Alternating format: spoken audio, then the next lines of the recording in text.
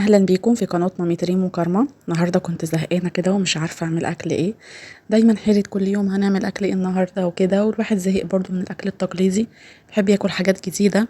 فقلت بس هقوم اعمل مكرونه كده، كنت بشوفها وكنت بحس ان انا بطني بتوجعني، يعني بقول لا اكيد طعمها مش حلو. قلت اقوم اجربها واحط فيها كام تريكايه كده من بتوعي واشوف طعمها هيكون ايه في الاخر. يلا بينا نسمي الله ونشوف الطريقه مع بعض. بس قبل ما نبدا ما تنسيش تشتركي في القناه وتفعلي زر الجرس على الكل عشان يوصلك اي فيديو جديد بنزله وتشوفيه قبل اي حد. ميه مغليه وحطيت فيها حبه ملح كده حلوين، حوالي معلقه كبيره. يعني عايزه الميه تكون مالحه شويه، يعني ملحه مش مظبوطه، لا تكون الملح بتاعها زياده. هنزل عليها بنص كيلو من المكرونه القلم. الوصفه دي تنفع باي نوع مكرونه عادي يعني، ما عدا الاسباجيتي، يعني حاسه ان هي تبقى مش حلوه يعني. لكن لو بتحبي الاسباجيتي تمام مفيش مشكله، المتاح عندك اعملي. عندي برضو نص كيلو من السجق، قطعته كده زي ما انتوا شايفين، بس انا قطعته وهو كان مجمد شويه يعني، كنت لسه مطلعاه من الفريزر وقطعته بحيث ان هو ما يتهريش مني. حطيته في طاسه سخنه على النار من غير اي ماده دهنيه ولا حاجه، هو فيه دهون وهينزل الدهون بتاعته. قلب المكرونه كده من الوقت للتاني بحيث ان هي ما تلزقش في بعض، وما تنسوش ان احنا مش حاطين فيها زيت. عندي حوالي نص كيلو من الطماطم، هضربها كده في الكبه او في الخلاط عادي من غير ولا نقطه ميه. السجق بتاعي بيكون فيه البهارات، بس بحب ازود عليه رشه ملح وفلفل اسود. هقلبه كده زي ما انتوا شايفين لحد ما ينشف، انا مش حاطه بصل ولا اي حاجه، هو السجق بس. المكرونه بتاعتي استوت بنسبه 90%. هدلقها بقى في المصفى بتاعتي وابردها، وفي نفس الوقت هاخد من الميه بتاعتها كده حوالي كوبايه. سليق المكرونه دي كنز احنا مش عارفين قيمته. الوصفه دي انا استغليت فيها كل مكون صح، يعني مفيش حاجه اترمت. حتى ميه سليق المكرونه، الزيوت اللي طالعه من السجق دي، انا ما استخدمتش زيوت ولا سمنه ولا اي حاجه، خدت نص الدهون اللي نازله من السجق وهسبك بيها الطماطم.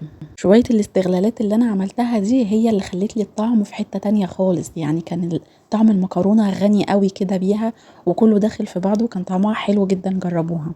حطيت الصلصه بقى تتسبك على النار، وهاجي اشيل كده السجق بتاعي بالمصفى اللي انتوا شايفينها دي. ليه؟ علشان باقي الزيوت والبهاريز اللي نازله من السجق دي انا هاخدها وهعمل بيها صوص تاني. وصفة النهاردة 2 في 1، او المكرونة بتاعت النهاردة 2 في 1، يعني هنعمل لها 2 صوص. شايفين البهاريز بقى اللي في الصينية دي؟ هحط عليها معلقة كبيرة من الدقيق مليانة بشكل هرمي، وهاخدها ارفعها على النار. الدقيق بقى ايه؟ انا عايزاه يلملي كل البهاريز والدهون اللي موجودة في الطاسة بتاعتي. هقعد اقلبه كده زي ما انتوا شايفين حوالي دقيقة. اول ما ابتدي ان انا اشم ريحته كده، هنزل عليه بكوباية الا ربع من اللبن. كوبايه الا ربع من اللبن وكوبايه الا ربع من ميه سليق المكرونه، هي فيها النشا بتاعتها وهتربط معايا كويس. يعني لو مش عندك ميه سليق المكرونه يبقى هتزودي نص معلقه من الدقيق كمان.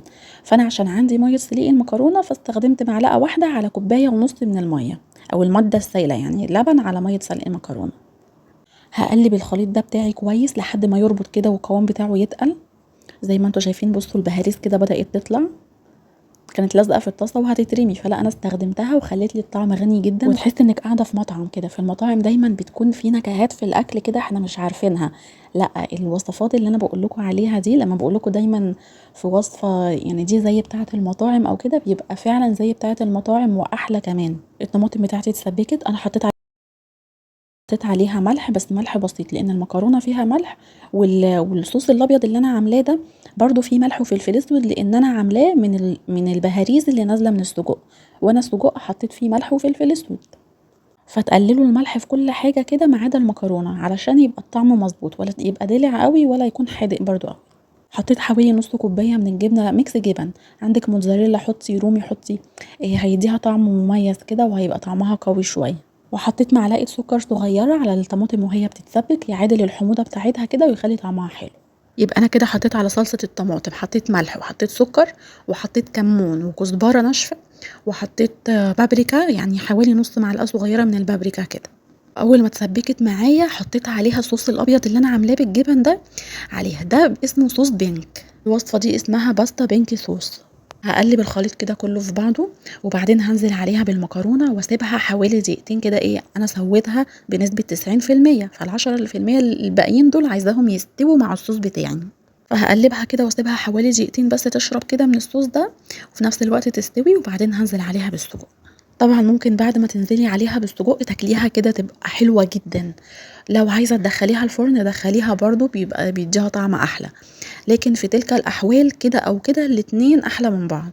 يعني انا قسمت نص الكميه كلناها بالطريقه اللي انتوا شايفينها دي، ونص الكميه التانية حطيتها في صينيه ورشيت عليها ميكس جبن ودخلتها الفرن. الجبنه بس تسيح كده من على الوش وطلعتها. الوصفة دي ينفع تعمليها بالسجق، ينفع تعمليها بالشاورما الفراخ، شاورما لحمة، بس مش مستحب فيها ان انت تعملي بصل يعني، ولا بصل ولا فلفل كده مع نوع اللحوم اللي انت هتعمليه. حطيتها في صينية ورشيت عليها ميكس جبن ودخلتها الفرن. انا هنا عايزة اوريكم ان الوصفة دي لازم تتاكل وهي لسه معمولة طازة، يعني لو بردت لا مش هتتاكل، لازم تتعمل كده تبقى لسه طالعة كده من البوتاجاز او من الفرن وتاكلوها على طول. فطبعا انت لو مثلا يعني بتاكلوا على كذا جزء كده في البيت، مواعيدكم مختلفة، تشيلي الصوص على جنب والمكرونة مسلوقة على جنب، وساعة التقديم على طول تحطيهم على بعض وتسخنيهم على النار زي ما شفتي معايا كده في الفيديو. وبس كده انا كده اكون خلصت حلقة النهاردة. يا رب تكونوا استفدتوا من الفيديو. لو استفدتوا ما تنسوش لايك وشير وسبسكرايب لقناة مامي ريم وكارما على اليوتيوب.